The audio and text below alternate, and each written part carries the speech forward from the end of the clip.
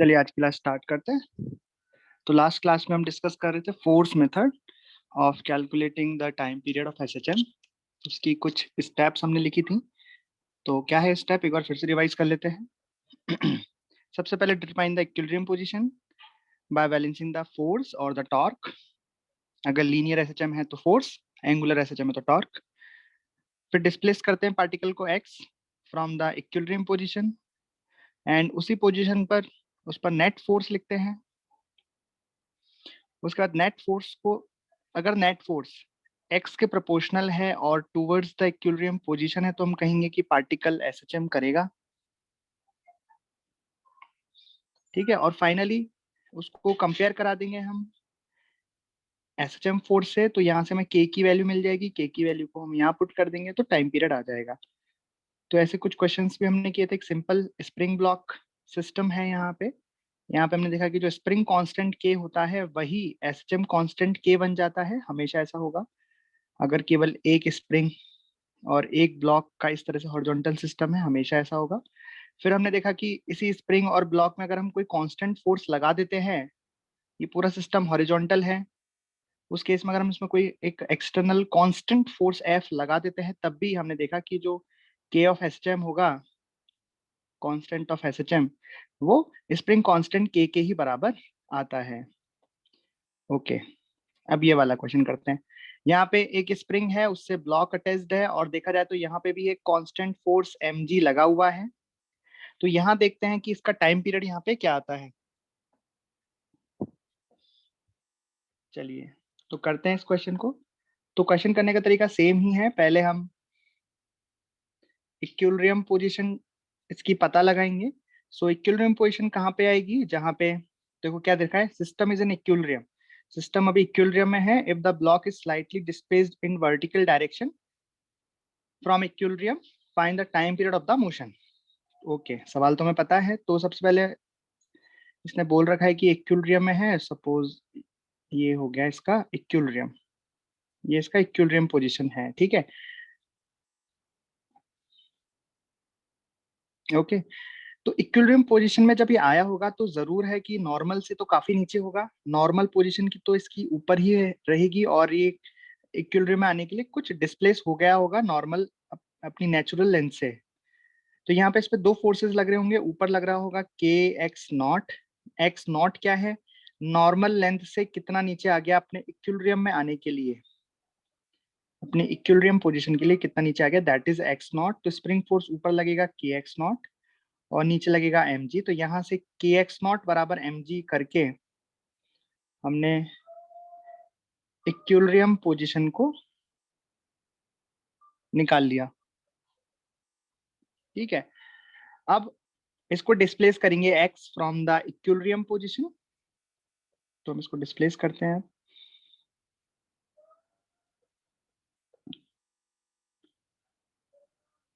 तो सपोज हमने इसको डिस्प्लेस कर दिया फ्रॉम इक्विलिब्रियम पोजीशन, कुछ x डिस्प्लेस कर दिया नीचे। ठीक है, तो ये हमने इसको x डिस्प्लेस कर दिया। ठीक है, डिस्प्लेस करने के बाद इस पे हमको नेट फोर्स लिखना है। चलो नेट फोर्स लिखते हैं। तो नीचे तो mg ही लगेगा, बिल्कुल। ऊपर लगेगा स्प्रिंग फोर्स, और एक स्प्रिंग फोर्स कितना लगता है, मतलब यहाँ पे स्प्रिंग फोर्स होता है के एक्स और एक्स यहाँ पे नेचुरल लेंथ से होता है, स्प्रिंग की नेचुरल लेंथ से होता है। जो स्प्रिंग फोर्स लगता है के एक्स, वहाँ पे एक्स एलोंगेशन और the compression from the natural length. तो नेचुरल लेंथ से इस पर ये कितना खिंच गया, तो देखो ये नेचुरल लेंथ है, यहाँ से एक्स नॉट, फिर एक्स नॉट से एक्स। तो मतलब ये जो फोर्स लगेगा स्प्रिंग फोर्स, वो लगेगा के x plus x not, right. Okay, अब इस पे यहाँ पे नेट फोर्स लिखेंगे हम। तो एफ नेट बराबर, अब देखो जिस डायरेक्शन में हम डिस्प्लेस करते हैं उसको पॉजिटिव लेते हैं। तो mg पॉजिटिव है, mg नीचे है, तो mg माइनस के एक्स माइनस के एक्स नॉट। ठीक है, ये इक्वेशन बन गई। हमने देखा कि के एक्स नॉट mg के बराबर है इक्विलिब्रियम में। के एक्स नॉट को mg से हमने काट दिया इस तरीके से। तो यहाँ से नेट फोर्स क्या आया, माइनस ऑफ के एक्स। तो यहाँ से हम क्या देख रहे हैं कि यहाँ पे भी अगर मतलब सिस्टम ऐसा हो, एक स्प्रिंग और एक मास इस तरीके से वर्टिकली टंगे हुए हों, है ना, तब भी हम देख रहे हैं कि जो एसएचएम फोर्स में एसएचएम कांस्टेंट आएगा, एसएचएम फोर्स में जो ये एसएचएम कांस्टेंट आएगा वो स्प्रिंग कांस्टेंट के बराबर ही आता है ना। यहाँ पे हमने इन दोनों को कंपेयर कर दिया तो यहाँ से हमें के एसएचएम बराबर कितना मिल गया, के। ठीक है, तो ये आप याद भी रख सकते हैं, आइंदा आपको निकालने की जरूरत नहीं है कि अगर अकेली स्प्रिंग है, अकेली स्प्रिंग है तो यहाँ से टाइम पीरियड कितना आ गया, टाइम पीरियड बराबर आ गया 2 pi under root M upon K. तो कितना मास यहाँ पे ऑसिलेट एसएचएम कर रहा है, एम, तो एम लिख दिया अपॉन के, तो ये टाइम पीरियड आ गया। ठीक है, आ गया समझ, राइट। चलिए आगे चलते हैं। तो अब कुछ अलग करता है, अलग सा करते हैं कि भाई इसमें कितना आएगा।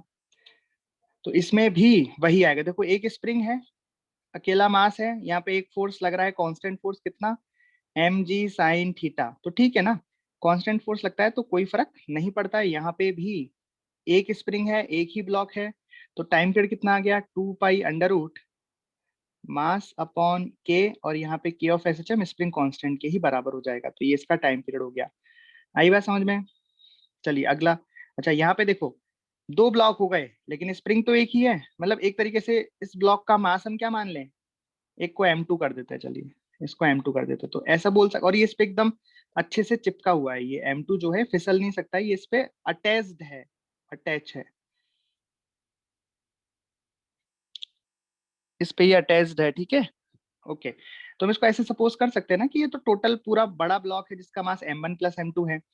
तो यहाँ पे इसका टाइम पीरियड कितना हो जाएगा, T बराबर 2 पाई अंडर रूट, यहाँ पे मास M की जगह आपको लिखना होगा M1 प्लस M2, ये ध्यान रखना है ना, डिवाइडेड बाय के। ये यहाँ पे इसका टाइम पीरियड आ जाएगा, कोई दिक्कत। अच्छा चलो, यहाँ पे मास मतलब अगर आप बढ़ा दोगे तो ठीक है, टोटल मास आपको लिख देना है, कोई दिक्कत नहीं है। अब ये यहाँ पे मैंने स्प्रिंग्स बढ़ा दी लेकिन ब्लॉक एक ही है, नॉर्मल सिस्टम दिख रहा है, बस स्प्रिंग बढ़ा दी। तो यहाँ पे मैंने आपको एक, हमने जब न्यूटन्स लॉ ऑफ मोशन पढ़ा था तो वहां पे स्प्रिंग का के इफेक्टिव निकालना सीखा था, कि जब स्प्रिंग को सीरीज में लगा देते हैं तो के इफेक्टिव कैसे निकालते हैं, और सीरीज को जब पैरेलल में लगा देते हैं तो के इफेक्टिव कैसे निकालते हैं। तो यहाँ पे हम ऐसा कर सकते हैं कि इन तीनों स्प्रिंग की जगह एक अकेली स्प्रिंग लगा सकते हैं, जिससे ये मास एम कनेक्टेड होगा, और इस के को हम बोल सकते हैं के इफेक्टिव। तो सीरीज में के इफेक्टिव निकालने का फॉर्मूला क्या है, 1/K इफेक्टिव बराबर 1/K1 plus 1/K2 plus 1/K3। किसी को याद नहीं है वहां पे फॉर्मूला तो कोई बात नहीं, यही फॉर्मूला है, वहां पे भी ये बस इतना ही लिखाया था। ठीक है, और हाँ टेंशन इसमें सेम रहती है, सभी स्प्रिंग्स में टेंशन सेम होगी, इलोंगेशन सभी का अलग अलग होगा, और के इफेक्टिव निकालने का फॉर्मूला ये होगा। तीन बातें होती हैं बस इंपॉर्टेंट जाने लायक, कि जब स्प्रिंग को सीरीज में लगाते हैं तो टेंशन सेम होगी, मतलब स्प्रिंग फोर्स सेम होगा तीनों में, तीनों का इलोंगेशन अलग अलग होगा। जैसे K1 है तो ये अलग x1 खींचेगी, ये K2 है तो कोई x2 एक्सपांशन होगा, और इस K3 है तो x3 एक्सपांशन होगा। ठीक है, तो इनका के इफेक्टिव कितना आ गया, 1/K1 plus 1/K2 plus 1/K3, ये 1/K इफेक्टिव आ गया। तो फाइनल टाइम पीरियड का फॉर्म, टाइम पीरियड का आंसर कितना आ गया यहाँ पे, 2 पाई अंडर रूट मास m है डिवाइडेड बाई के, कौन सा के, इफेक्टिव वाला के। आया समझ। देखो मैं लिख देता हूँ यहाँ पे तीनों पॉइंट, कि जब स्प्रिंग सीरीज में कनेक्टेड होती है तो के इफेक्टिव का फॉर्मूला ऐसे होता है, और स्प्रिंग फोर्स सेम रहता है सभी स्प्रिंग में।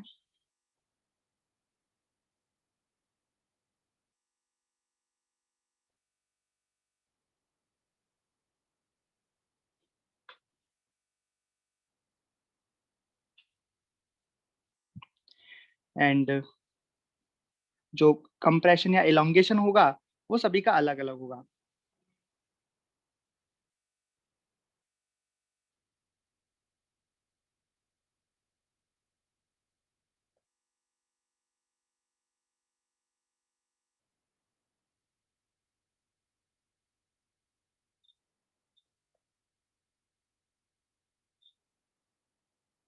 ठीक है, क्या क्लियर है ये आपको, ये वाला क्वेश्चन।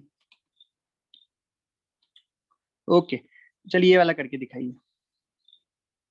ये मास एम का ब्लॉक है और ये इस तरीके से दो स्प्रिंग से अटैच्ड है, दो स्प्रिंग है। तो आपको बताना है ये कि K1 और K2 सीरीज में है कि पैरेलल में है। K1 और K2 सीरीज में है कि पैरेलल में है, सोचो। इसका टाइम पीरियड निकालना है आपको। तो देखो यहाँ पे जो K1 K2 है ये पैरेलल में है। कैसे पता लगाया? देखो अभी ये इक्विलिब्रियम में है, ना तो K1 कोई इलोंगेटेड है या कंप्रेस्ड है, ना ही K2 इलोंगेट क्या कंप्रेस्ड, कुछ भी नहीं है। अभी ये ब्लॉक इक्विलिब्रियम में है। यहाँ पे हम इसको x सपोज इस साइड कंप्रेस करते हैं। जब इस साइड कंप्रेस करेंगे तो K2 कितना कंप्रेस होगी? x कंप्रेस होगी। और K1 कितना इलोंगेट होगी? वो भी x होगी। मतलब ये जो स्प्रिंग K1 है कितना खींचेगी? x खींचेगी। और K2 कितना दबेगी? x दबेगी। मतलब दोनों में, मतलब ऐसे लिख सकता हूं मैं इसमें। देखो ये इक्विलिब्रियम हो गया, इक्विलिब्रियम से मैंने x शिफ्ट किया और इस पे f नेट लिखा। तो f नेट कितना आएगा बताइए? सपोज ये इधर खिसक गया है ना, x हमने खिसका दिया ऐसे, यहाँ पे आ गया ये x खिसका दिया। तो ये वाली स्प्रिंग ऐसा फोर्स लगाएगी कितना? K2x। और ये वाली स्प्रिंग इधर फोर्स लगाएगी कितना? K1x। सही बात है, ये खिंच गई तो इधर फोर्स लगाएगी, ये दब गई तो इधर फोर्स लगाएगी। तो दोनों का नेट फोर्स कितना हो जाएगा?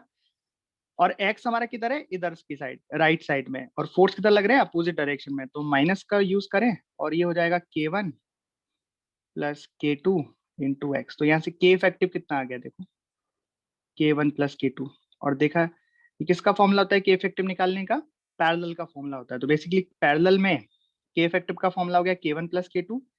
इसमें देखो यहाँ पे क्या सेम रहता है? फोर्स सेम रहते हैं। यहाँ पे फोर्स सेम नहीं रहेंगे। यहाँ पे इलोंगेशन कंप्रेशन डिफरेंट होते हैं, यहाँ पे वो सेम हो जाएंगे। राइट, आया समझ में? तो मैं इसको यहीं से लिख देता हूँ। तो पैरेलल में जस्ट उल्टा हो जाता है इसका।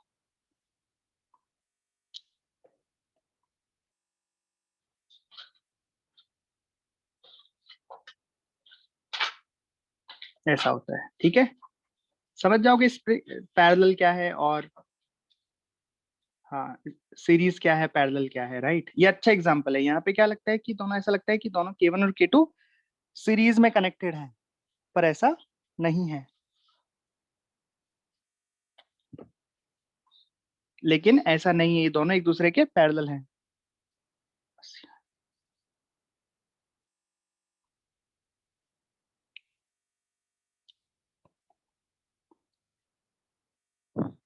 ठीक है, ओके। और ये सीरीज में है, ये तो साफ साफ दिख रहा है ना। सीरीज पैरेलल देखना जानते हो आप?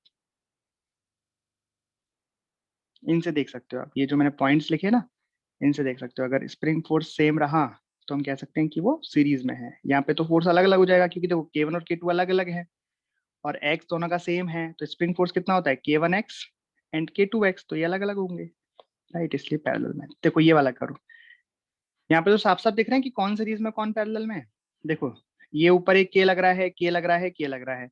जब ये खींचेंगे तो तीनों एक साथ खींचेंगे ना। मान लो ये पूरा ऐसे x नीचे आया, तो इसमें भी x का इलोंगेशन हुआ, इसमें भी x का, इसमें भी x का। तो ये तीनों किसमें है? पैरेलल में। तो ये तीनों पैरेलल में है, ये दोनों पैरेलल में है, फिर ये है। उसके बाद ये तीनों किस में आएंगे? सीरीज में आएंगे। राइट, तो इनका K इफेक्टिव निकालो कितना आएगा, और टाइम पीरियड निकालो फिर। तो ऐसे लिख सकता हूँ, देखो K प्लस K, ये तीनों क्या है? पैरेलल में है। और पैरेलल में हम कैसे जोड़ते हैं? अभी दिखाया था, देखो पैरेलल में डायरेक्ट जुड़ जाते हैं K1 plus K2 plus K3 ऐसा। तो इन तीनों को जोड़ के हम क्या लिख सकते हैं? 3K। राइट, फिर इन दोनों को जोड़ के हम क्या लिख सकते हैं? 2K। ठीक है, और फिर लास्ट वाला वो तो है ही K। ऐसा। अब ये तीनों किस में दिख रहे हैं आपको? सीरीज में। सीरीज में जोड़ने का तरीका 1/K इफेक्टिव बराबर 1/3K plus 1/2K plus 1/K। कितना आ रहा है यहाँ से K इफेक्टिव? 6K/12। तो यहाँ से टाइम पीरियड कितना आ गया? 2π√m/K effective. 6K/11। 11 ऊपर आ चला जाएगा, है ना। ठीक,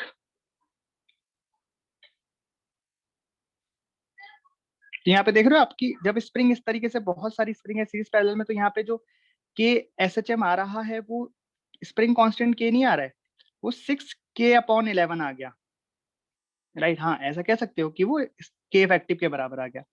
लेकिन ये तो बात क्लियर हुई ना कि जरूरी नहीं है कि हमेशा ही जो के एफ एस एच एम होता है वो के ऑफ स्प्रिंग के बराबर है, वो डिपेंड करेगा कि सिस्टम कैसा है, राइट। तो यहाँ तो हमने सीरीज पैरेलल करके फटाफट निकाल दी, लेकिन कई बार ऐसा भी होगा कि सीरीज पैरेलल नहीं होंगे, हमें थोड़ी और कैलकुलेशन करनी पड़ेगी, थोड़ी और मैकेनिक्स लगानी पड़ेगी, राइट। ओके, चलो तो वैसा सवाल करते हैं, ये वाला। तो यहाँ पे एक ये पुली है, जो पुली एक स्प्रिंग से इस तरीके से, मतलब यहाँ पे स्ट्रिंग में स्प्रिंग लगी हुई है और ये यहाँ पे सरफेस से अटैच्ड है, जो ये स्प्रिंग में जो रस्सी है वो पुली के ऊपर से होके और इधर मास m से बंधी हुई है, ठीक है। अब यहाँ पे मास m इक्विलिब्रियम में है और हमने उसको x डिस्प्लेस कर दिया, फिर उसका टाइम पीरियड हमें फाइंड करना है। ओके, सो क्वेश्चन क्या है, find time period for small vertical displacement of the block. करो, ओके, करें।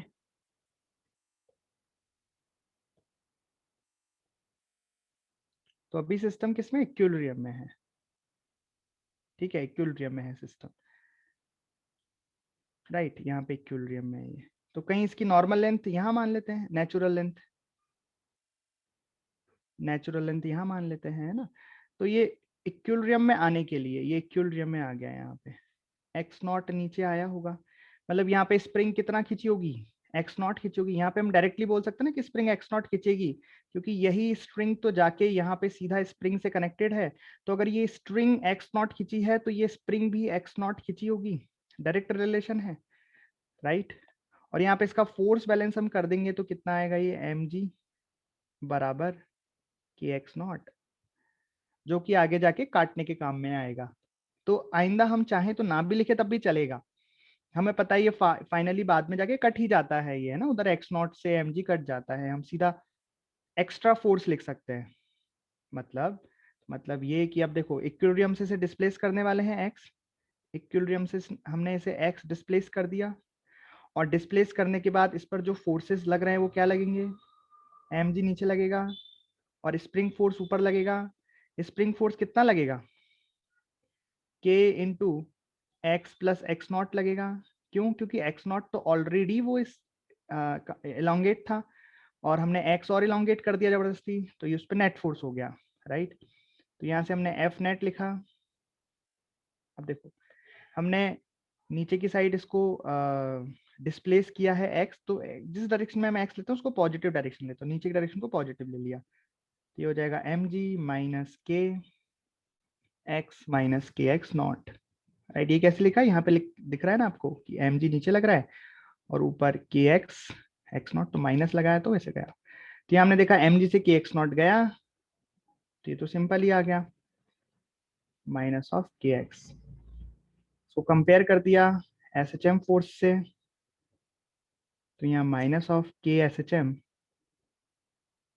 इंटू एक्स, तो के एस एच एम यहाँ से क्या मिला,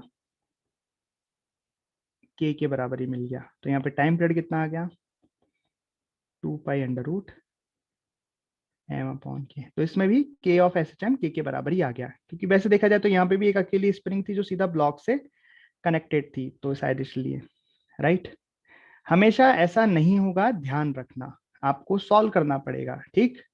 सॉल्व करके ही आपको लिखना चाहिए कि क्या आएगा, डायरेक्ट लिखोगे तो हो सकता है कि गड़बड़ी हो जाए कभी, तो डायरेक्ट हमें नहीं लिखना है, हमें सॉल्व करके लिखना है। हाँ, सीधा डायरेक्ट ऐसा कुछ ऐसा सिस्टम आ गया जिसको हमने ऑलरेडी सॉल्व किया हुआ है ना, वहां पे आप लिख दो तो चलेगा,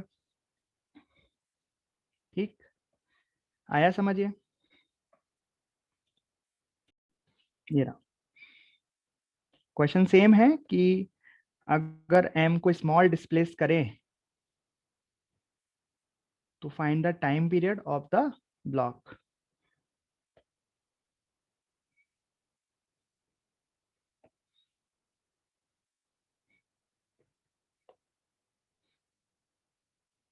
करो,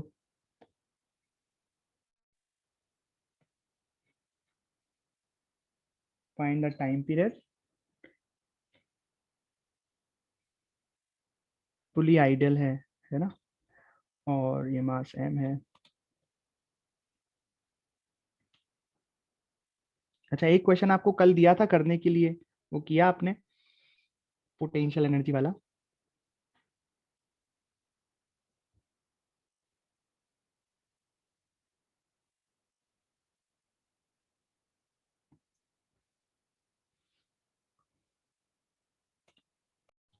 चलिए सॉल्व करते हैं।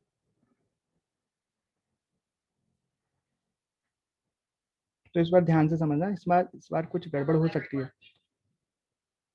ना, इस बार ध्यान से समझेंगे हम और करेंगे। ठीक है, सबसे पहले क्या करते हैं, नियम से चलते हैं हम। सबसे पहले क्या करते हैं, इक्विलिब्रियम पोजीशन डिटरमाइन करते हैं। तो इक्विलिब्रियम पोजीशन कहाँ पे मिलेगी हमें, जहाँ पे फोर्स बैलेंस होंगे। फोर्स बैलेंस कैसे होंगे देखते हैं। तो नीचे कितना, ये भी इक्विलिब्रियम में, यानी कि ऐसा मान लेते हैं ये इक्विलिब्रियम में है, और ये कुछ अपनी नॉर्मल लेंथ से कुछ खिंचा हुआ होगा, राइट। पर इक्विलिब्रियम में है तो नीचे फोर्स mg लग रहा है सपोज, और ऊपर फोर्स t लग रहा है। तो हम लिख सकते हैं कि t बराबर किसके होगा, mg के होगा, अगर ये इक्विलिब्रियम में है तो, राइट।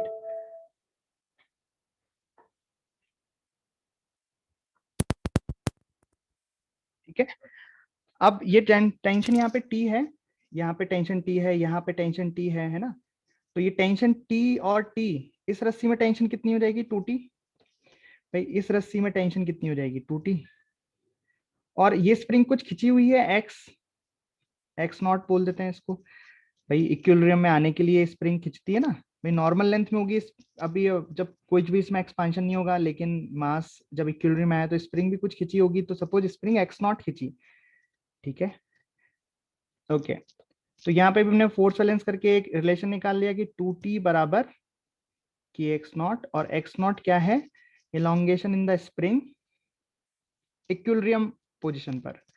ओके, तो यहां से दो इक्वेशन मिल गई हमें, और t की वैल्यू को मैं यहां पुट कर सकता हूं, और यहाँ पे मुझे मिल गया 2mg बराबर की एक्स नॉट। देखेंगे बाद में काम आएगा, तो जो इक्विलिब्रियम वाली इक्वेशन रहती है बाद में काम आती है काटने के। आप चाहते तो ऐसे इग्नोर भी कर सकते थे, सीधा आप इक्विलिब्रियम से एक्स डिस्प्लेस करते और उसके बाद जो फोर्सेस आए हैं केवल उन्हीं पे हम ध्यान रख सकते थे। खैर, लेकिन हमने तो पूरा सॉल्व कर दिया। अब आगे चलते हैं। अब आगे क्या है कि हमने इसे इक्विलिब्रियम से एक्स डिस्प्लेस कर दिया, तो ये इक्विलिब्रियम आ चुका है ना। और इक्विलिब्रियम से हमने इस ब्लॉक को एक्स डिस्प्लेस कर दिया, इक्विलिब्रियम से हमने इस ब्लॉक को एक्स डिस्प्लेस कर दिया। अब ब्लॉक यहाँ पहुंच चुका है। अब इस पर एफबीडी बनाते हैं इसका, तो नीचे लगा होगा mg। अब जो ऊपर टेंशन होगा वो बदल जाएगा, क्योंकि जब ये ब्लॉक एक्स डिस्प्लेस होगा नीचे, है ना, तो स्प्रिंग भी और कुछ इलोंगेट होगी। स्प्रिंग इलोंगेट होगी तो टेंशन चेंज हो जाएगा, तो नया टेंशन सपोज टी डैश है, ठीक है। और यहाँ पे हमने एफ नेट की इक्वेशन बना दी, यही तो करते हैं अपन, एफ बी डी बना के एफ नेट लिखते हैं। तो जिस डायरेक्शन में हमने इलोंगेशन किया, जिस डायरेक्शन में हमने डिस्प्लेसमेंट किया है एक्स का, उस डायरेक्शन को पॉजिटिव लेते हैं। तो ये बन गया M G minus T dash. अब हमें बस टी डैश निकालना है। अब टी डैश कैसे निकालें, तो उसके लिए थोड़े से हमें कंस्ट्रेंट के रिलेशन लगाने पड़ेंगे। कंस्ट्रेंट में या फिर वर्क पावर एनर्जी में भी मैंने आपको बताया है। तो मुझे आप इस बात का आंसर दो कि अगर यहाँ पे ब्लॉक एक्स डिस्प्लेस हुआ है, सुनना ध्यान से, अगर ब्लॉक इक्विलिब्रियम के बाद एक्स डिस्प्लेस हमने किया है, तो स्प्रिंग कितना इलोंगेट हुई होगी। अगर ब्लॉक को एक्स डिस्प्लेस किया है तो स्प्रिंग कितना इलोंगेट हुई, बता सकते हो। अगर ब्लॉक को एक्स डिस्प्लेस किया तो ये स्प्रिंग कितना इलोंगेट हुई इस ब्लॉक के एक्स एक्स इलोंगेशन की वजह से, राइट, x/2। वेरी गुड, जिन्होंने x/2 बोला यानी कि वो रिवाइज करते हैं समय समय पर। तो इसका मतलब जब इस ब्लॉक को x इलोंगेट किया तो स्प्रिंग x/2 इलोंगेट हुई, मतलब total elongation in the spring कितना हो गया।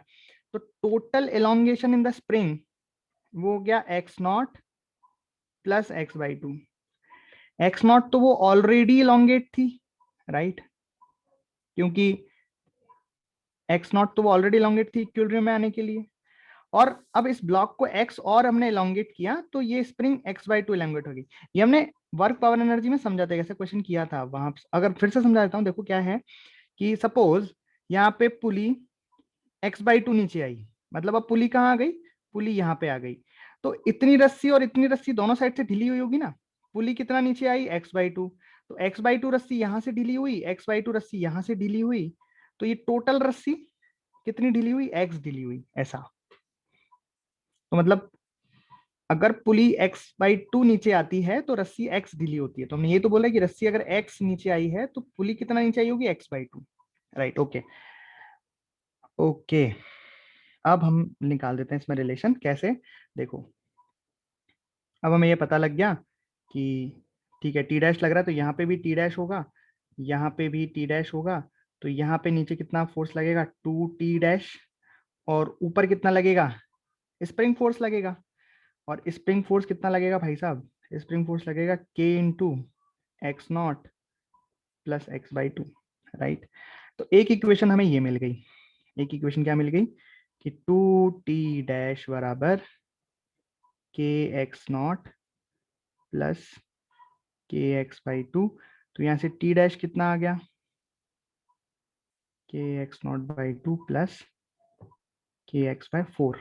राइट, अब t डैश को यहाँ पे हम रिप्लेस कर देंगे और हमारा आंसर निकाल लेंगे। यहाँ लिखो एफ नेट बराबर M G minus T dash K X naught by 2 minus 4। ठीक है, अब एक रिलेशन हम यहाँ पे ऑलरेडी निकाल चुके हैं कि क्या निकाल चुके कि एम जी बराबर है के एक्स नॉट बाई 2 के। तो देखा आपने, फिर कट गया ये इक्विलिब्रियम वाला रिलेशन। तो हम चाहते तो यहाँ पे केवल वही क्वेश्चन सॉल्व करते, पता है कौन सा, इक्विलिब्रियम में आने के बाद का, कि भाई इक्विलिब्रियम में आ चुका है, एक्स नीचे आया, ये x/2 नीचे आएगा, तो इस पर फोर्स जो लगेगा हम सीधा ये लिखते हैं k इंटू x/2 फोर्स लगेगा, बात खत्म है ना। k इंटू x/2 फोर्स लगेगा। केवल एक्स्ट्रा फोर्सेस की केवल एक्स्ट्रा फोर्सेस की हम बात कर सकते थे, ये mg को हम कंसीडर ही नहीं करते। सीधा हम बोल देते कि हाँ भाई टी डैश लगेगा इसमें बस, और टी डैश मतलब एक्स्ट्रा फोर्सेस जो हैं वो लगेंगे केवल। राइट, खैर पूरा सॉल्व कर लिया। तो यहां से आपने देखा कि mg से कट गया, mg से कट गया। राइट, तो यहाँ क्या आया, एफ नेट बराबर माइनस k/4 इंटू एक्स। इसको हमने कंपेयर कर दिया SHM फोर्स से, minus of k of SHM into X. तो आप देख रहे हो इस बार अंतर आ गया ना, जो SHM कांस्टेंट है कितना है इस बार, k/4 आया है। राइट, तो यहाँ पे जो टाइम पीरियड बनेगा इस बार t बराबर 2 पाई अंडर रूट, मास कितना है, मास तो m ही है, m डिवाइडेड बाय k/4। ये आंसर आ गया।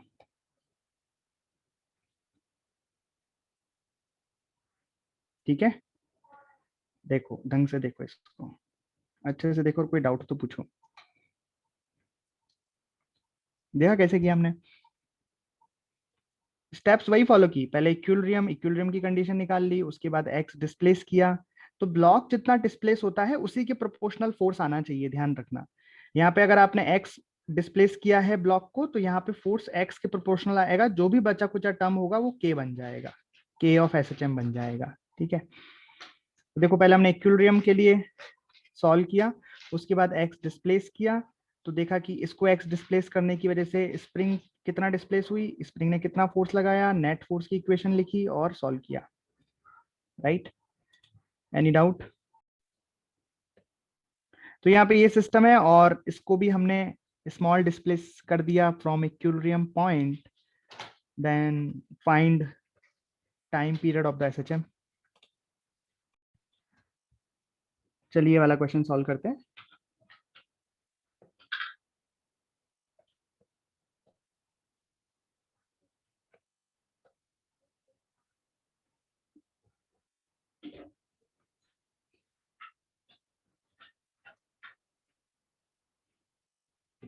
तो यहाँ पे सीधा करें, फिर एक बार करके देखते हैं सीधा, मतलब इक्विलिब्रियम वाला तो कट ही जाएगा हमें पता है, तो इक्विलिब्रियम से बाद क्या करते हैं वो वाली स्टेप्स फॉलो करते हैं, है ना।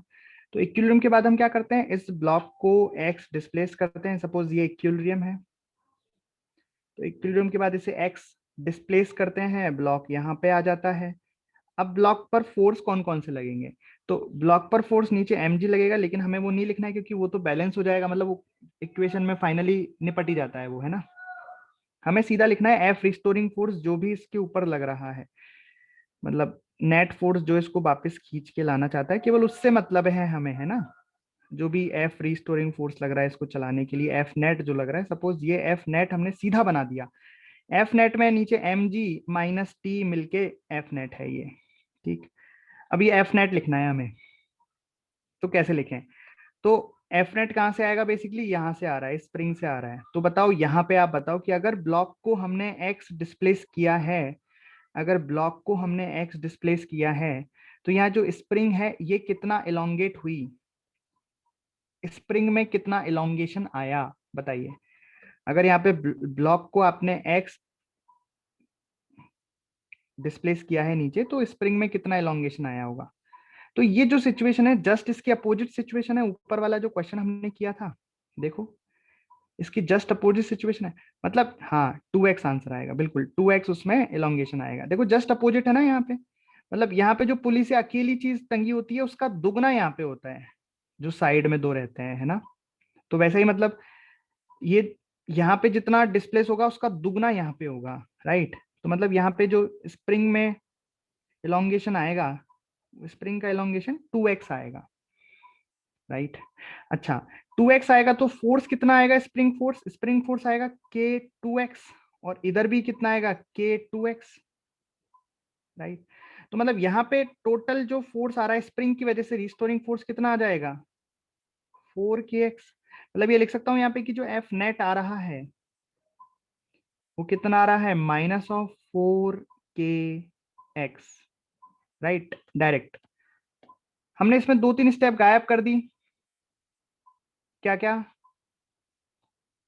बस इक्विलिब्रियम वाला, फिर इक्विलिब्रियम की कंडीशन लिखना, फिर काटना, डायरेक्ट ही हम अपने नतीजे पे पहुंच गए। तो यहाँ पे इसको हमने F of S H M के बराबर करा, तो ये -के एस एच एम। अब देखो इतना लिखने की जरूरत नहीं है बार बार, ये आप समझ गए कि हाँ भाई जो एक्स के साथ लिखा रहता है, मतलब ब्लॉक को जितना डिस्प्लेस किया, सपोज एक्स डिस्प्लेस के जो साथ में लिखा रहेगा दैट इज के एस एच एम। तो यहाँ से टाइम पीरियड कितना आ जाएगा, 2π√m/k, और k कितना है 4k, ठीक। ये आंसर हो गया। किस किस का सही आया, करो ये वाला।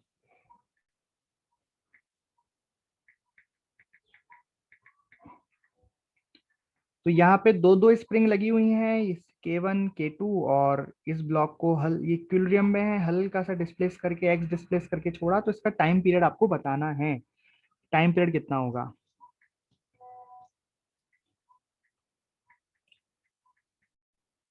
चलिए, तो यहाँ पे देखो, जैसे कि आपने देखा कि वो रिलेशन बनाना बहुत इंपॉर्टेंट है, अगर रिलेशन बन जाता है तो सब सही हो जाता है। जैसे यहाँ पे क्या होगा, यहाँ पे भी वही बनेगा,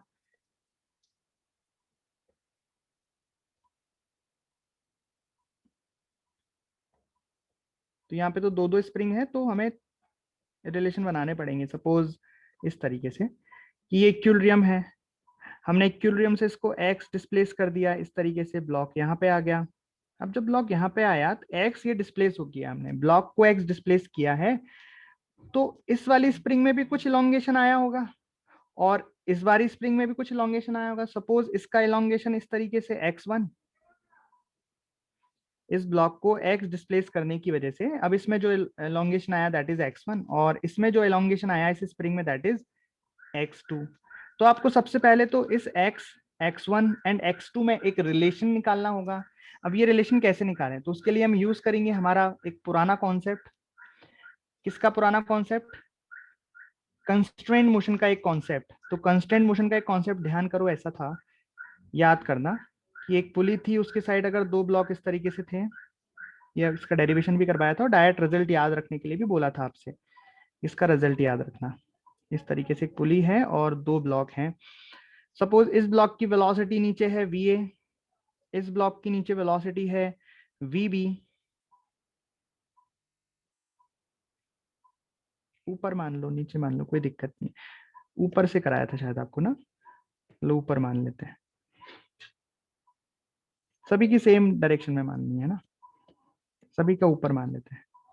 तो सपोज इस ब्लॉक ए है, इस ब्लॉक की वेलोसिटी है ऊपर वी ए, ये वी ब्लॉक है, इसकी वेलोसिटी ऊपर वी बी, और ये पुली पी, इसकी वेलोसिटी है ऊपर वी पी, है ना। तो क्या रिलेशन आया था कि वीपी बराबर वी ए प्लस बीवी डिवाइडेड बाय 2, याद करो, है ना। यही रिलेशन उसमें भी बनेगा, डिस्प्लेसमेंट में भी, भाई इसको इंटीग्रेट कर देंगे तो डिस्प्लेसमेंट का रिलेशन आएगा कि displacement in pulley X P is equal to X A plus X B divided by 2, right. अब यहाँ पे आपकी इच्छा है कि किस डायरेक्शन को आप पॉजिटिव मानते हो, जैसे यहाँ पे सभी ऊपर की तरफ है और मैंने ऊपर की डायरेक्शन को पॉजिटिव ले लिया है, तो यहाँ पे सभी चीजें पॉजिटिव में आ गई। अभी नीचे की डायरेक्शन को मैं पॉजिटिव ले लूं तो नीचे की डायरेक्शन को पॉजिटिव ले तो ऊपर की डायरेक्शन नेगेटिव में आ जाएगी, पर रिलेशन ये आएगा, राइट। ओके, तो इसका यूज करते हुए मैं इन तीनों में रिलेशन लिख सकता हूँ क्या? हाँ बिल्कुल लिख सकता हूँ। देखो यहाँ पे ये हो गया x1, ये नीचे हो गया x, और ये हो गया x2, मतलब ये तो हो गया पुली, पुली का डिस्प्लेसमेंट, ये इधर वाले ब्लॉक का, ये इधर वाले ब्लॉक का। तो बताओ यहाँ पे रिलेशन क्या लिख दूं मैं? तो यहाँ पे ऐसे लिख दूं कि यहाँ पे देखो नीचे की डायरेक्शन को मैं पॉजिटिव ले लेता हूँ, ठीक है। तो मैं क्या लिख दूं, x2 बराबर, है ना, ये नीचे आ रहा है x, तो x पॉजिटिव में, ये ऊपर जा रहा है x1, तो minus of x1 divided by 2, बन गया रिलेशन। देखा, तो यहाँ पे रिलेशन क्या आ गया, x बराबर 2x2 प्लस x1। देखा, एक रिलेशन मिल गया हमें x में, मतलब कुछ एक काम तो हुआ, रिलेशन मिल गया x में, है ना। अब क्या करना है, अब फोर्स लिखना है, राइट। भाई इसको हमने x डिस्प्लेस किया तो इस पे कितना फोर्स लगा, तो इस पे जो भी फोर्स लगा उसको हमने बोला कि इस पर लगा F नेट, नेट फोर्स लगा। हम इक्विलिब्रियम वाले को तो कंसीडर ही नहीं कर रहे, हम सीधा F नेट लिख रहे हैं, F नेट लगा। वो F नेट क्या लगा, देखो जरा F नेट क्या लगा, वो F नेट, अब देखो ये सीधी स्प्रिंग इससे कनेक्टेड है, मतलब ये स्प्रिंग, ये रस्सी सेम है, तो मतलब जितनी टेंशन इस रस्सी में होगी वो टेंशन किसकी वजह से आई होगी, स्प्रिंग फोर्स की वजह से ही आई होगी। तो यहाँ पे स्प्रिंग कितना खींची है, x1, यहाँ पे स्प्रिंग कितना खींची है, x1, तो मैं लिख सकता हूँ F नेट बराबर K1x1, राइट। यहाँ पे मैं लिख सकता हूँ F नेट बराबर K1x1।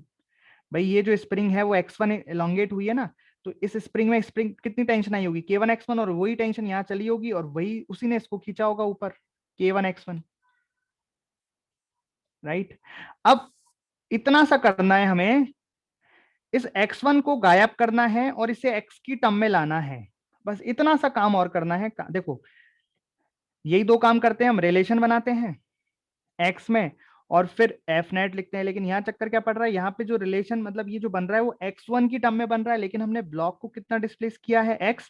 तो यहाँ जो एफ नेट है वो हमें x के टर्म में लाना पड़ेगा, तभी हम उसको कंपेयर कर सकते हैं। आप बोलो सर यहाँ तो कंपेयर कर दो ना, ये K1 आ तो गया, x के बगल में लिखा हुआ K1, नहीं, इतना सब कुछ करने की क्या जरूरत है, ये K1 आ तो गया, नहीं। ब्लॉक को कितना डिस्प्लेस किया है, x, तो यहाँ x के प्रोपोर्शनल आना चाहिए एफ नेट। तो तब तक सॉल्व करना पड़ेगा, मतलब कुछ ऐसा करना पड़ेगा कि ये x1 को मैं यहां से हटा के x ला पाऊं। तो करते हैं उसके लिए। तो मुझे क्या दिख रहा है यहाँ पे मुझे एक चीज ये दिख रही है कि देखो, समझना कि ये रस्सी है, इस रस्सी में कितना फोर्स आया, टेंशन फोर्स आया इस स्प्रिंग के एलोंगेशन की वजह से, कितना, K1x1, और उतना ही फोर्स यहाँ पे भी आया, कितना, K1x1। और इस वाली स्प्रिंग ये कितना खींची, K2x2, तो यहाँ पे कितना टेंशन आया, K2x2। तो मैं यहाँ पे लिख सकता हूँ, एक इक्वेशन ये लिख सकता हूँ कि K2x2 बराबर 2K1x1। भाई ये वाली इक्वेशन तो कहां से लिखी हमने, कंस्ट्रेन मोशन से, है ना। और ये वाली कहां से लिखी हमने, ये तो फोर्स इक्विलिब्रियम, फोर्स बैलेंस करा के, यहाँ पे ये मासलेस पुली है तो फोर्स, ये फोर्स की इक्वेशन है, normal force balance on pulley.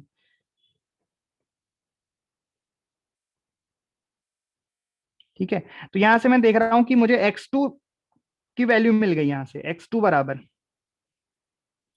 x2 बराबर कितना आ गया, 2k1/k2 इंटू x1, राइट।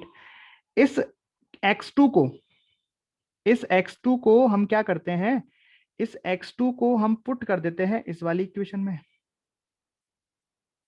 कर दें, इस x2 को इस इक्वेशन में डाल दें, तो उससे क्या होगा, x और x1 में एक रिलेशन बन जाएगा। अरे बन जाएगा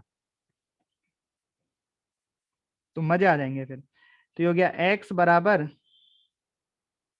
2 और ये गया अंदर 2k1/k2 into x1 plus x1। तो यहां से x बराबर कितना निकल गया, 4k1/k2 plus x1, no sorry plus 1 into x1, right. तो x1 कितना आ गया, सॉल्व कर लो इसको। तो x1 आ गया, k2 पर गया, इसको पहले सॉल्व कर लेते हैं फिर इधर लेके जाएंगे, है ना। तो यहाँ से x बराबर मिल गया हमें 4k1 plus k2 divided by k2 into x1, और x1 बराबर आ गया k2 upon 4k1 plus k2 into x।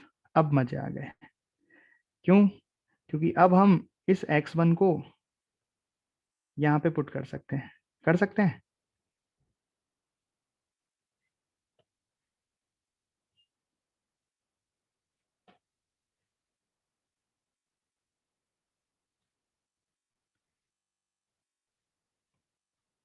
अरे कर सकते हैं क्या, कर ही देंगे, करना ही पड़ेगा। चलिए, तो यहाँ से एफ नेट बराबर आ गया k1 इंटू x1 की जगह k2 divided by 4k1 plus k2, 4k1 plus k2 into x। आया समझ। तो अब यहां से आपका टाइम पीरियड निकाल दो। अब टाइम पीरियड कितना आ गया, 2 पाई, 2 टाइम पीरियड आ गया 2 पाई अंडर रूट m/k। कितना है, k1 k2 4k1 plus k2। आए मजे, ये आंसर आ गया आपका, कितना बढ़िया आंसर आया देखो, आया समझ।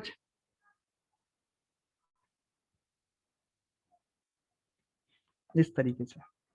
तो इसमें क्या करना, आप इसको फिर से देखना एक बार, इस क्वेश्चन को,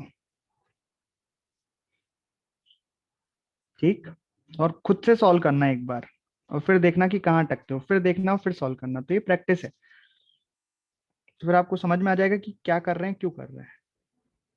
तो देखो क्या किया हमने, अगर मैं फिर से बता दूं एक बार आपको। तो पहले हमने कंस्ट्रेंट से एक रिलेशन बनाया, एक्स, x1 और x2 में, ठीक है। उसके बाद मैंने नेट फोर्स लिखा, ये आ गया। बट यहाँ पे x1 को x से रिप्लेस करना पड़ेगा, बिकॉज हमने ब्लॉक को x डिस्प्लेस किया है। तो हमने तरीका ढूंढा, यहाँ पे पुली पे फोर्स की इक्वेशन लिखी, यहाँ पे x1 x2 में रिलेशन बना, उससे वैल्यू इसमें डाली, x में एक रिलेशन बनी, x x1 में x1 को यहाँ से रिप्लेस किया और आंसर आया, सिंपल है ना। चलिए एक और सवाल करते हैं, उसके बाद आगे बढ़ेंगे। एक और अच्छा सवाल, स्मूथ सरफेस है।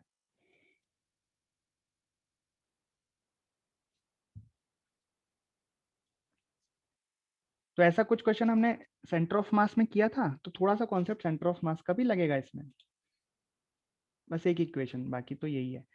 तो इसमें क्या कह रहा है क्वेश्चन कि ये एक सिस्टम है जो अपनी नेचुरल लेंथ में है अभी है, ये जो स्प्रिंग है अपनी नेचुरल लेंथ में है, सामान्य अवस्था में है, और इन ब्लॉक्स को थोड़ा सा कंप्रेस्ड किया। सपोज इसको x1 कंप्रेस्ड किया, इसको x2 कंप्रेस्ड किया, अब ये ब्लॉक यहाँ पे आ गए इस तरीके से, और छोड़ दिया। अब छोड़ दिया तो क्या करेंगे, ऐसे ऐसे ऐसे ऐसे घूमेंगे। तो जो टाइम, जो एसएचएम हो रहा है उसका टाइम पीरियड फाइंड करना है, बस इतना सा काम है, ठीक है, करो।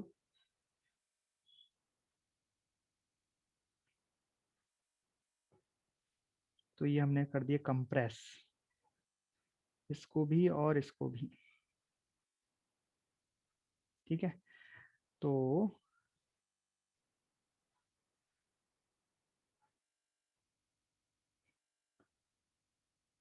ऐसा, तो यहाँ पे इसको कंप्रेस किया हमने x1 और इसको कंप्रेस किया x2, तो टोटल स्प्रिंग कितना कंप्रेस्ड हो गई वो बोल देते हैं अपन x नॉट, मतलब x टोटल बराबर x नॉट बराबर x1 प्लस x2।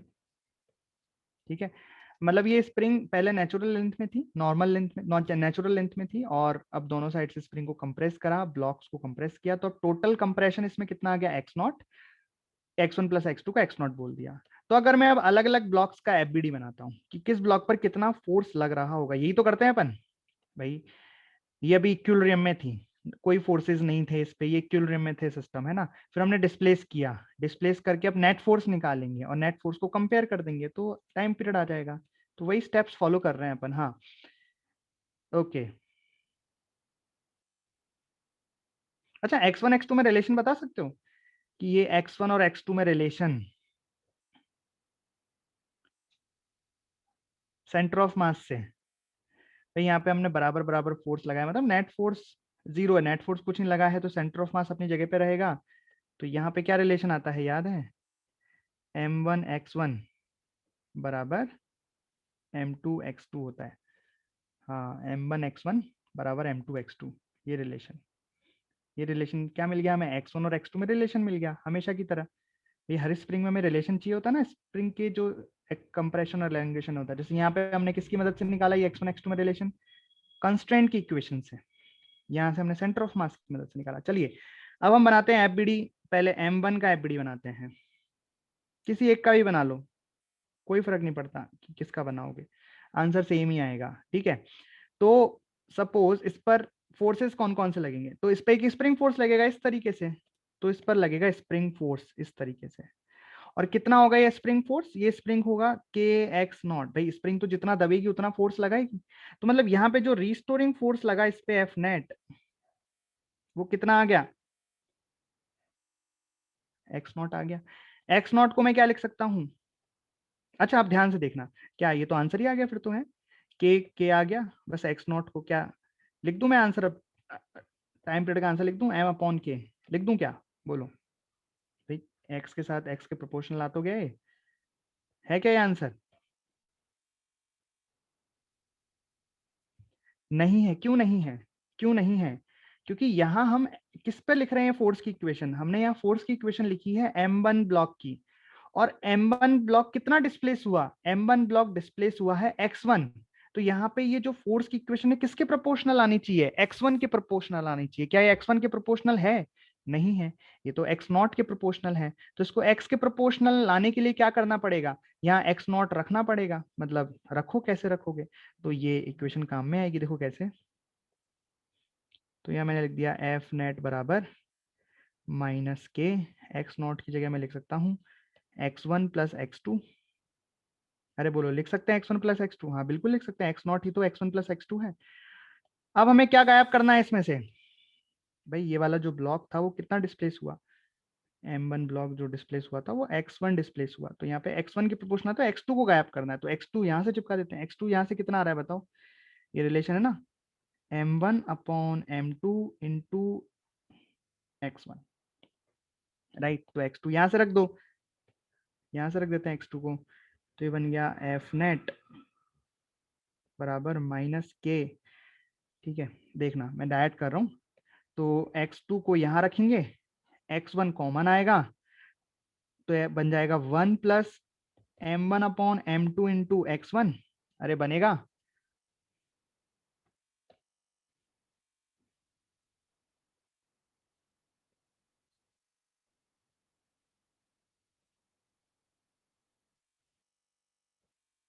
बनेगा ये, राइट, बस अब ठीक है, अब ये x1 के प्रोपोर्शनल आ गया ना, तो मतलब ये चीज हमें k मिल गई, ओके, तो k of S H M क्या मिल गया, ये k of S H M है k इंटू, आप लिख सकते हैं यहाँ पे m1 plus m2 divided by m2, right, समझ में आया? तो यहाँ से टाइम पीरियड कितना आ गया बताइए? ये टाइम पीरियड आ गया 2 pi under root m upon K. m कौन सा? m1।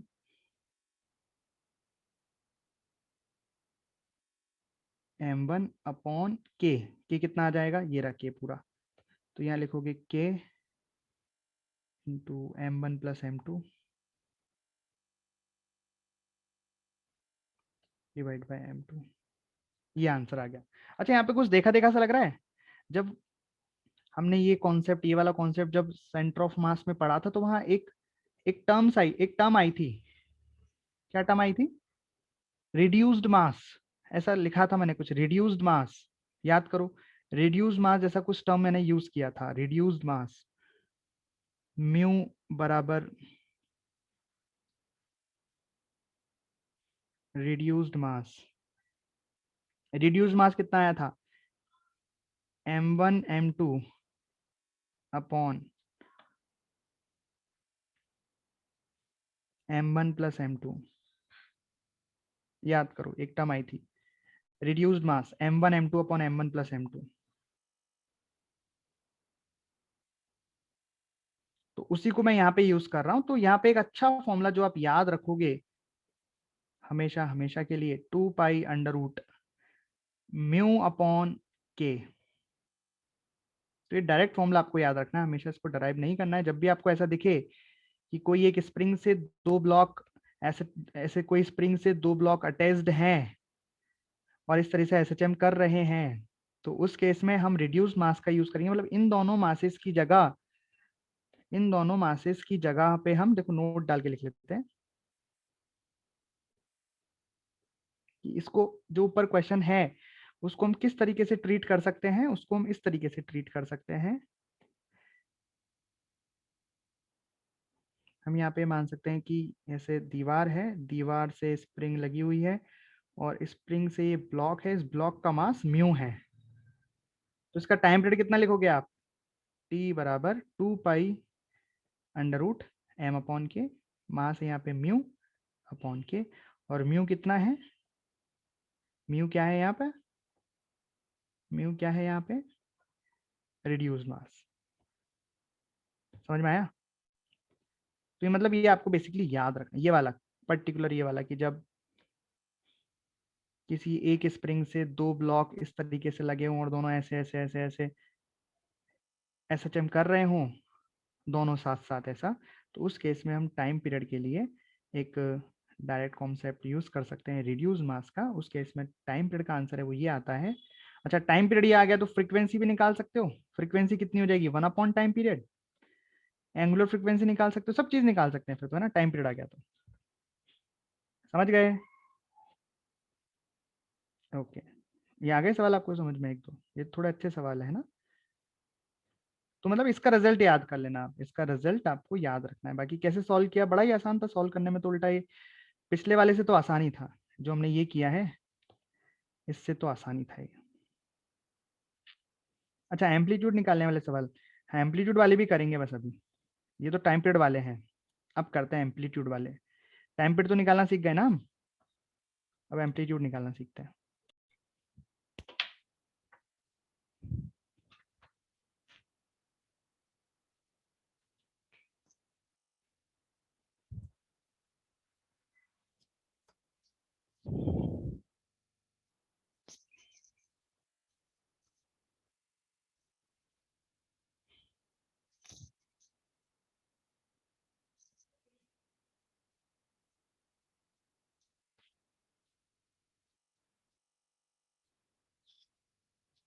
अगर मैं बोलूँ कि आप यहाँ पे एसएचएम की इक्वेशन भी लिख देना, तो लिख पाओगे क्या? तो आप यहाँ पे एक चीज और लिख लो कि this system was in equilibrium, now m2 is removed. m2 को रिमूव कर लिया।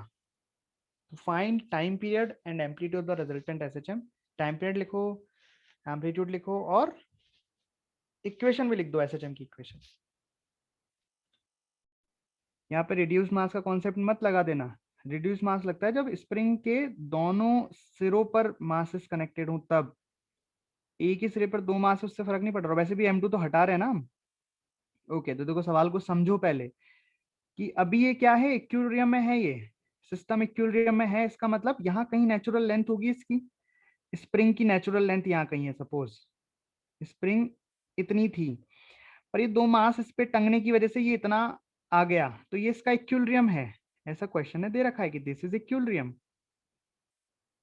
तो सोचो इक्विलिब्रियम में आने के लिए कितना खींचा होगा, ये ये चीज कितनी है नेचुरल लेंथ से, अभी जो इक्विलिब्रियम है M2 के रखे होने पर ये इक्विलिब्रियम में कितनी लेंथ होगी, सोचो ऐसी एक्स्ट्रा, मतलब ये काम की चीज नहीं, इसको नी भी निकालेंगे तो कोई दिक्कत नहीं है, पर ऐसी समझने के लिए कि जब M1 और M2 दोनों रखे हुए हैं तो ये वाली लेंथ कितनी है, कितना खिंची हुई है स्प्रिंग, क्या निकाल सकते हैं, क्या हम बिल्कुल निकाल सकते हैं फोर्स बैलेंस करा के। Suppose this distance is x, तो स्प्रिंग फोर्स कितना लगेगा kx, और नीचे कितना लग रहा है m1 प्लस m2 इंटू जी बराबर kx, तो x बराबर कितना आ गया भाई, कितना आ गया x बराबर, ये लेंथ बराबर कितना आ गया m1 plus m2 into G divided by k। आया समझ,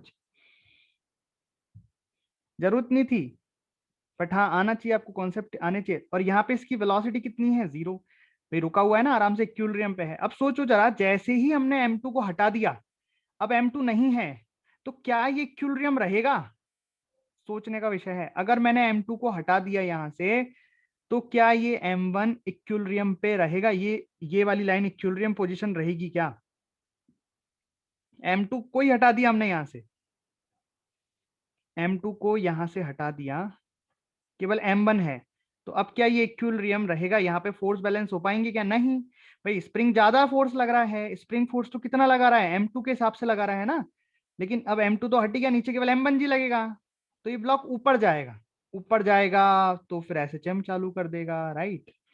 ओके, तो अब देखो क्या होगा, कैसे करेंगे इसे।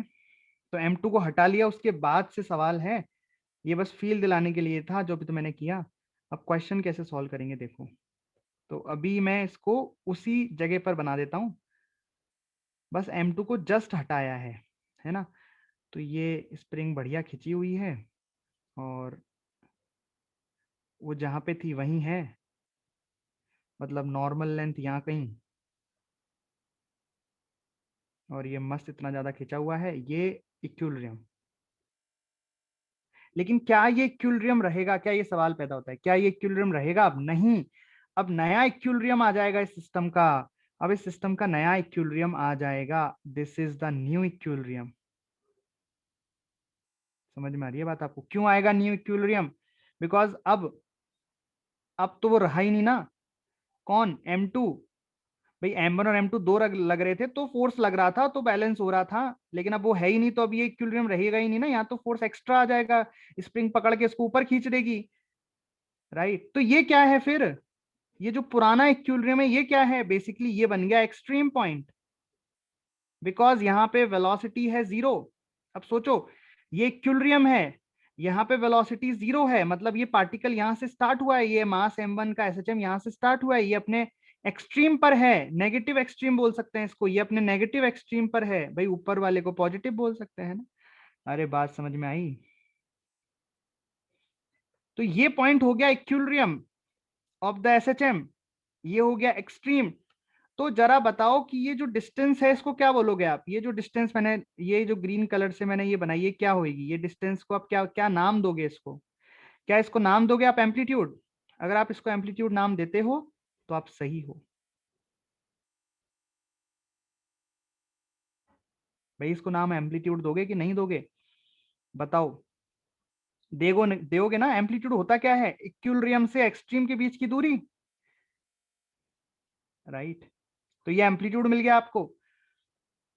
अच्छा डिस्टेंस भी निकालनी है, अच्छा कितना है ये भी तो निकालना है, ओके निकाल देते हैं।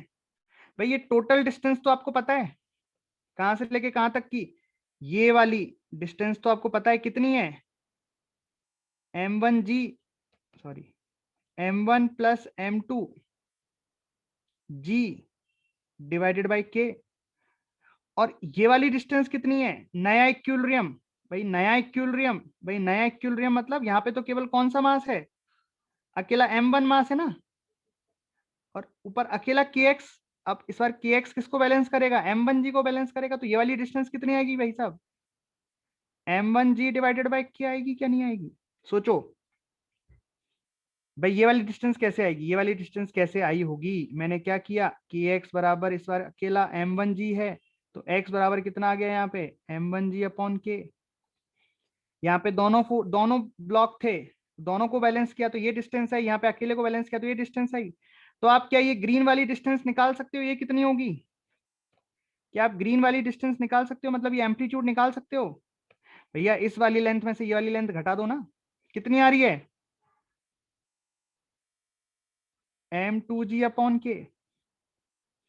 बोलो आ रही है कि नहीं आ रही? तो यही आपका एम्पलीट्यूड हो गया, आपका नहीं मतलब इस ब्लॉक m1 का एम्पलीट्यूड हो गया। तो दिस इज द एम्पलीट्यूड। तो क्या सीखे? जिस मास को हटाया उसकी वजह से जितना डिस्प्लेसमेंट कम हुआ वही तो एम्पलीट्यूड आ गया। मतलब जो एक्स्ट्रा चीज होती है इक्विलिब्रियम के बाद, उसी की वजह से होता है सारा काम। तो इक्विलिब्रियम पे थे बढ़िया, हटा दिया मास, जितना डिस्प्लेसमेंट कम हुआ वही इक्विलिब्रियम, वही एम्पलीट्यूड आ गया, राइट। यार हमको निकालना चाहिए ऐसे पूरा करके, सॉल्व करके, जरूरी नहीं है हर बार यही आएगा, सिचुएशन चेंज भी की जा सकती है। ओके, दूसरा काम इसमें टाइम पीरियड का। तो टाइम पीरियड तो बड़ा ही आसान है, यहाँ पे एक ही तो स्प्रिंग है और एक ही ब्लॉक है, तो यहाँ तो हम जानते हैं डायरेक्ट 2 पाई अंडर रूट। बताओ मास कितना लिखूं, m1 या m2 या m1 प्लस m2? नीचे तो क्या आएगा, सही बात है, स्प्रिंग कांस्टेंट के है। और ऊपर मास कितना लिखूं, m1 लिखूं, m2 लिखूं या m1 प्लस m2 लिखूं? 2 pi under root m by K होता है ना। तो यहाँ मास कितना लिखूं बताइए, m1 लिखूं, m2 लिखूं या m1 प्लस m2 लिखूं? m1 लिखना होगा, वेरी गुड, क्योंकि जो डिस्प्लेसमेंट कर रहा है, जो जो एसएचएम कर रहा है उसी का तो आएगा। यहाँ एसएचएम m2 को तो हटा के फेंक दिया हमने, m1 यहाँ पे एसएचएम कर रहा है, तो m1। तो ये दो आंसर, ये आपका एम्पलीट्यूड आ गया, ये आपका टाइम पीरियड आ गया। अच्छा, एसएचएम की इक्वेशन क्या लिखोगे बताओ? क्या लिखते हैं अपन, A sine omega t plus phi naught. Phi naught होता है कि कहां से स्टार्ट हुआ, ये कहां से स्टार्ट हो रहा है, नेगेटिव एक्सट्रीम से। नेगेटिव एक्सट्रीम का फेज कितना होता है, 3 पाई बाई 2। कराया याद आपको बार बार बोल बोल के? ये आंसर हो गया। अरे आई बात समझ में?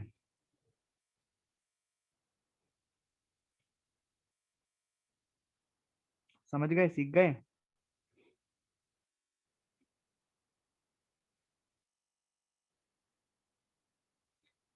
चलिए तो आज यहीं तक रखें, कल और क्वेश्चंस करेंगे इसके।